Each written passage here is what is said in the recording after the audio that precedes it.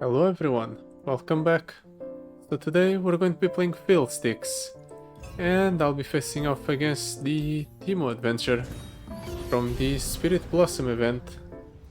I figured since the opponent's going to be shuffling a lot of stuff in my deck, why don't I shuffle some stuff of my own into their deck? So that's why we're playing Fiddlesticks. In theory, we should be able to do decently enough against the opponent. I'm still taking the setup I used last time. Armless Scarecrow helps close out the game when the opponent has a few cards left and helps get us to that point sooner. Shock and Awe does basically the same thing, but it incentivizes us to play one-cost allies. And Stalker's Blade makes it so Fiddlesticks has even more of an impact when he hits the board. Pretty simple stuff, really. Wiggle the Sprinkle, Line Weight, Gearing Up. Honestly, I'm going to pick up the Gearing Up because the Gearheads are 1-drops and that synergizes with our Shock and Awe.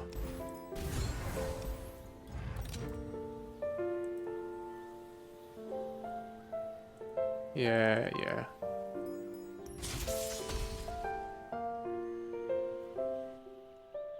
Now, all I need to do is to get lucky, draft a bunch of one-cost units into my deck, and we will win the game off of that. At least that's the plan. We're already starting nicely. The Lurking Nightmares combined with the Armed Gearheads are going to make it so we deal a bunch of damage to the opponent's nexus right on this first turn. Especially if I combine it with the Reaps.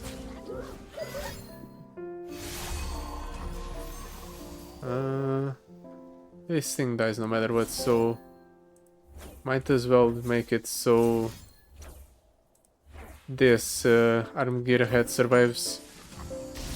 This also contributes to the damage dealt to the opponent's nexus, which is going to make it so we go ahead and terrify a lot of cards here.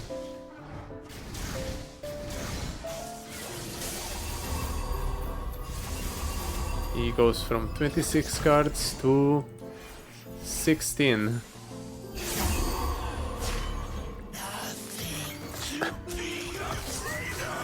So he actually ends up leveling up Fiddlesticks on his second turn. Or leveling up my Fiddlesticks on his second turn. Which is definitely going to result in him losing here. Right? Yeah, he doesn't even bother blocking. That was a very quick game. Though, to be fair, this first encounter is not really the most challenging one. So we'll see how hard this run will actually end up being. Yoink, double agent.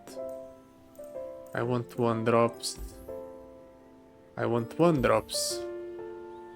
I'll take the Poro. Elusive and Sticky. It's definitely going to be useful. Now, none of these have 1-drops. I guess I'm taking the Lux or the Ahri. They both have a 1-drop associated with them. Ahri's one might be better though, but Ahri on their own is probably not going to be that relevant for me. Yeah, I'm still going to take Ahri. Worst case scenario, it's a 2-2 elusive. Tell you when I get there. None of these seem that great. I'm going to leave. An explosive encounter at too quiet place. Well, we don't really do a lot of targeting, so a too quiet place might be decent. Ooh, more items on the Daring Poro. Huge.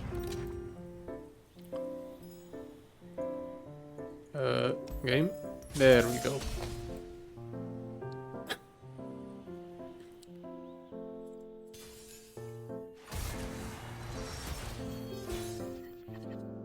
Yeah, let's skip the Lurking Nightmare, the Daring Poro, and toss everything else.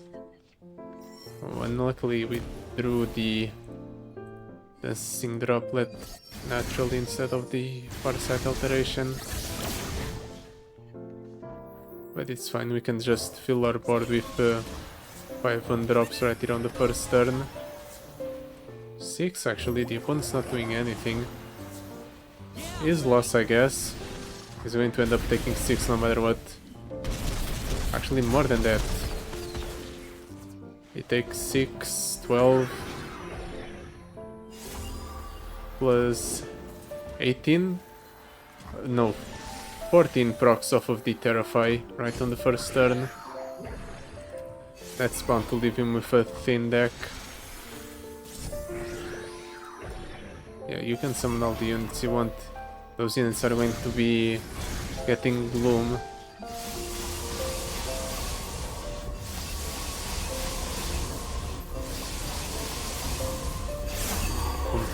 From 23 to 9. Poor guy no longer has a deck.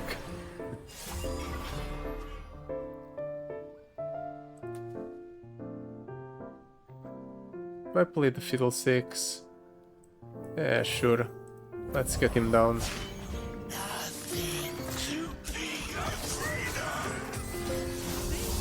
Terrifies an additional card. Clears the opponent's board. And now I just close out the game with my massive 1-drops. Shock and Noise is absolutely insane on 6-star Fiddlesticks. The fact that you buff your board at the same time you debuff the opponent's board means if you have a full board of 1-drops you get an absolute swing in terms of stats on board. It's insane. All of these are pretty terrible. Let's roll once. I guess I'm picking up the Maker. I'm definitely going to cut it as soon as possible. Natural Beauty. Select a card to add to your deck. How about no? Tasty Faithful, Champion Item Chest. When the foe activates story, grant allies Bloom. Yeah, sure. You can't activate the story if all his deck is gone. Or activating a story won't matter then. Toss that. Toss everything actually. I'm going to draw Ahri naturally. Because it's the only champion in my deck.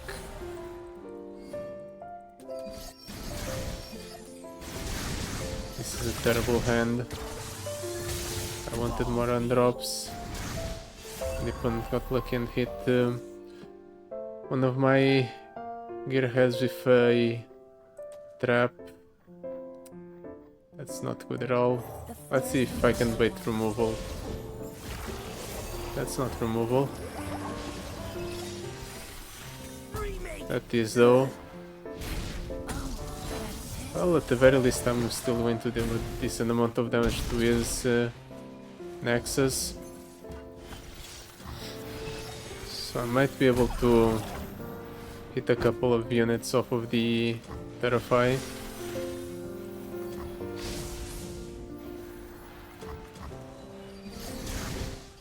That's one. One massive unit, in fact. Well, now that I don't have anything, might as well just split the 4 drops.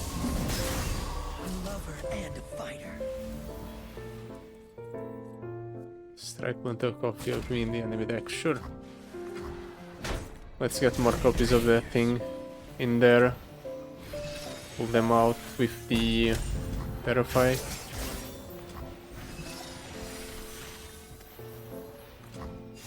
That drained a lot. Fortunately my unit's huge because of the spirit. Otherwise I'd be in a bit of trouble.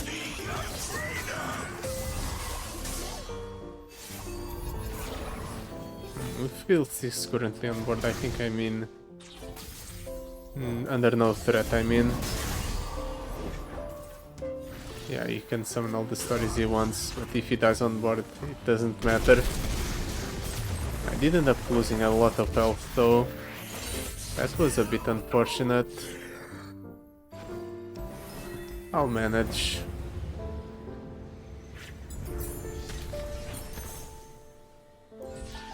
Singular Will, Will of Ionia, Ahri Conspirator. Reroll. I'm starting to regret picking up Ahri, because all the cards that I'm being offered don't really do a lot for me. Let's make Ahri stick here, sure. Let's cut a card. Definitely cutting the maker. Now, when the foe charms a unit, you create a 3-cost beckoning gaze in hand. We don't really play a lot of spells, so sure.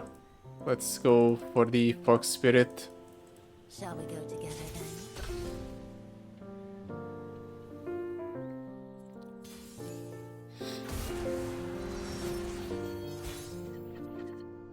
Definitely keeping the Poro. And the Rip, I guess. It's going to give him one elusive ally. Or one ephemeral ally in the form of a Foxfire, but I should be fine.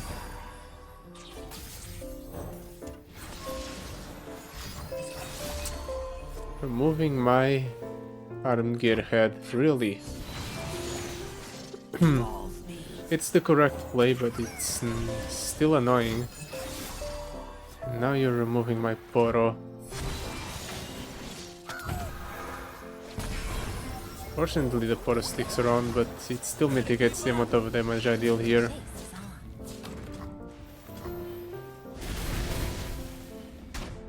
Well, this is going to be one buff Poro.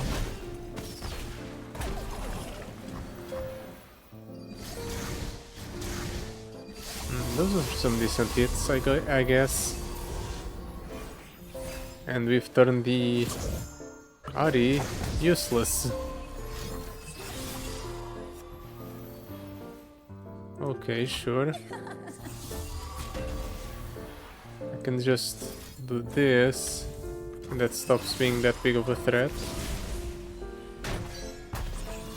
And I can still block your attack.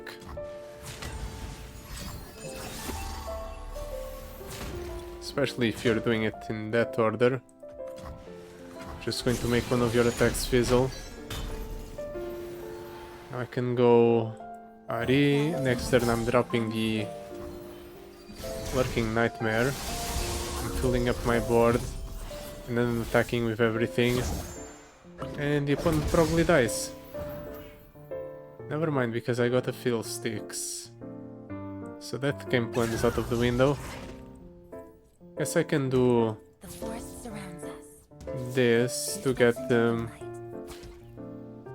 more value out of the Lurking Nightmare by summoning it. And then proceeding to play it for 2 copies of itself off of the Shadow Totem.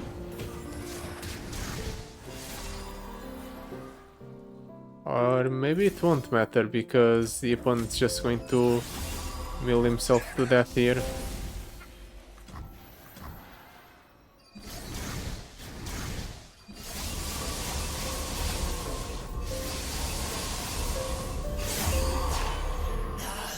Well, at the very least Fiddlesticks leveled up. 9 cards in deck. The Crow Storm might get us there. Especially if he keeps drawing cards. Sure, opponent, you can do everything you want. Especially if it involves drawing cards. Ah, but he has a way to shuffle more cards into his deck. So unless I go ahead and get rid of everything all at once, The opponent won't be under any threat. 4 cards.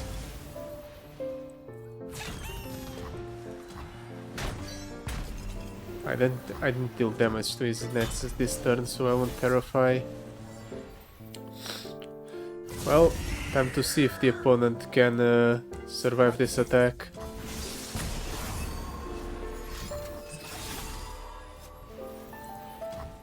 Not enough. I guess the opponent's dying then. That was interesting. The opponent lasted a lot longer than I anticipated. I guess he did remove most of my first turn board. That's where a lot of our power is concentrated. Yeah, sure, I'll get Quick Strike Blade on Ahri. Might as well. You know you want me. Sorcery, Boarding Party, Chilling Prophecy. Let's get the Boarding Party. It's another instance of damage to deal to the opponent's Nexus. Duplicate. Yeah, no way I'm passing that up. Smooth Soloist or Gold Chest. Guess I can go for the tasty Fey Folk encounter. If the foe's Nexus health is greater than it was at the round start, deal damage to your Nexus equal to the difference. I don't think I've ever faced off against this, even in the easier version of this adventure. So this is definitely going to be an experience where I don't know what I should be worried about. That's unlucky. I could use some 1-drops here. Well, at the very least I'll have the Dancing Droplet. Some reduce the cost of spells in your deck by half rounded up. Well, the opponent's going to have cheap spells. But thanks to Ahri, I'm still going to be dealing a lot of damage here. Yeah, let's attack like this. I want to get the impact off of the Dancing Droplet.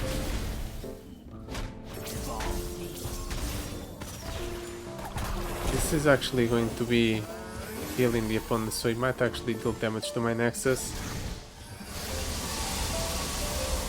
But his entire board goes away.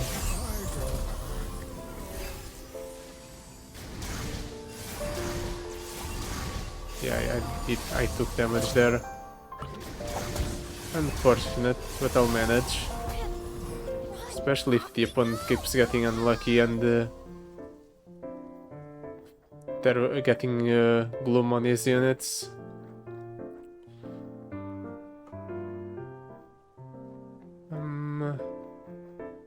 Let's drop the False Friend.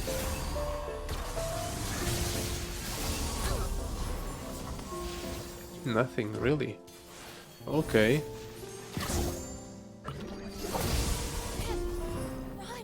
Let's go for the Shallow Siren. And now I'm going to attack with everything. And the opponent's just going to die. Either that or they are going to end up milling most of their deck.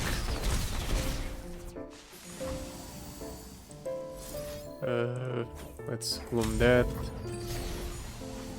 Let's deal as many instances of damage as possible, or try to deal as many instances of damage to the opponent's Nexus as possible.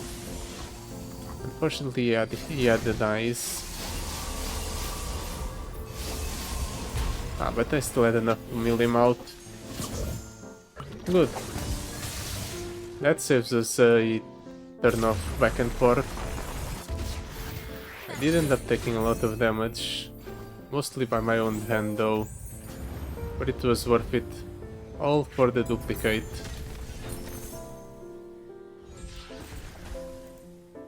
I guess. Soulful Seeker with Shadow Totem. Let's Let's get the duplicate, and now it's smooth sailing from here on out. Our next is stuff. Sting Officer, Wounded Prey. I guess I'm taking your Nexus stuff. Just as a sort of protection against the traps. It might be relevant. I don't think I faced off against this guy either. Game start, both players fill their back rows with random units from their decks. That's better for me than it is for him, right? It depends on how lucky I get, I suppose.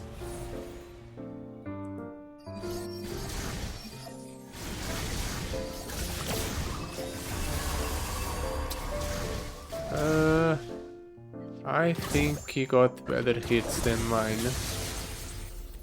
But we'll see. Let's attack like so. Try to pull here, I guess.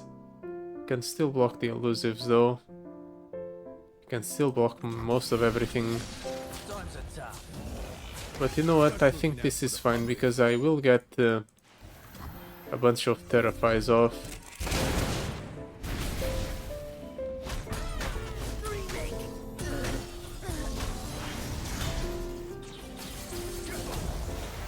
Wait, since when did the opponent get the attack token?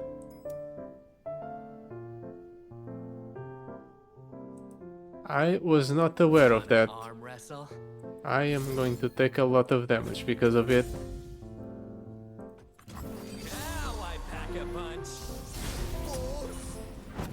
Right, I forgot to duplicate. I could have probably killed one of the other units. Let's just drop two Daring Poros and hope that I dealt enough damage to impact the board off of the Terrifies. Apparently I did.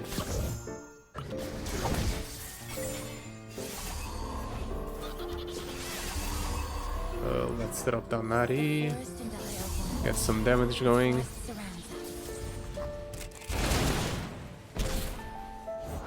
Time for a leap of faith. That's fine. The more you draw, the closer you get to the losing opponent, in case you weren't aware.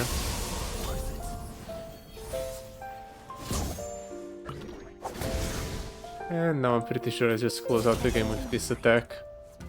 The forest surrounds us. Like steps. Yeah, you can block all you want. You're still going to take a bunch of damage here. And you're going to terrify yourself to death. You can just drop down a Bell Soul Seeker. Terrify one more. Ensure the victory.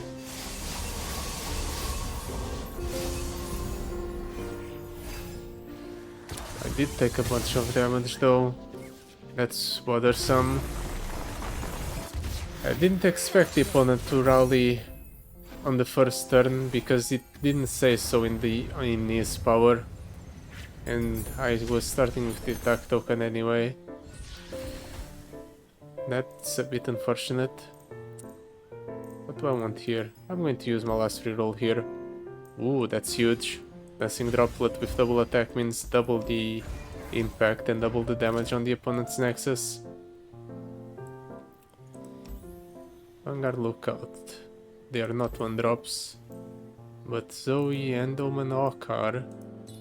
I'm definitely buying those. It increases the density of 1-drops in my deck. She's very good for me. And I'm feeling confident, so let's cut a card. The card I'll cut... probably the Arachnoid Horror, honestly. It's just 2-drop, shuffle 2 Nightmares into the opponent's deck.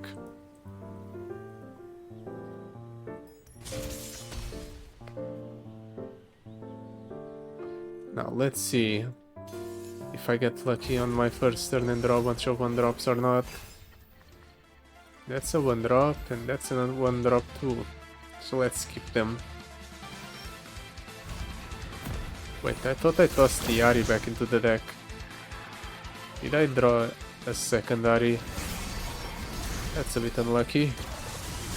Wait, the opponent gets the attack token on the first turn. Oh no.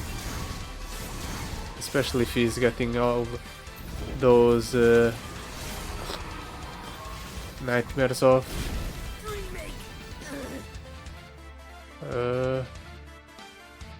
I suppose I'll play an Ahri. The forest and the wild light steps.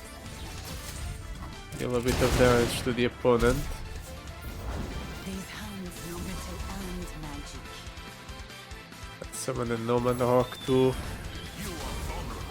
Just because I want to try and mitigate as much damage as possible here. Next turn I'm doubling up on the dancing droplets and then I will play Ahri. Well, there goes most of the opponent's board. Ouch.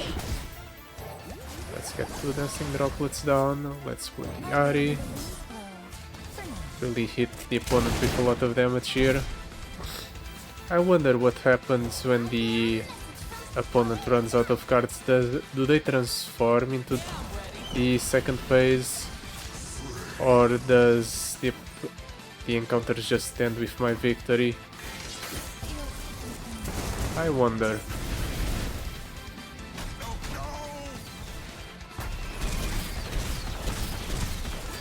I think we're definitely fighting out here because I'm burning a lot of his cards. Ouch. There's our Fiddlesticks, and there's another of our Fiddlesticks in fact.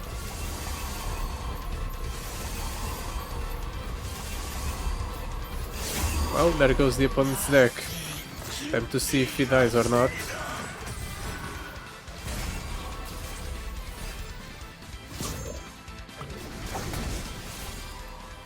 Well, the game just ends when the opponent loses their deck, I guess. We don't even get to see the second phase. That's interesting to know.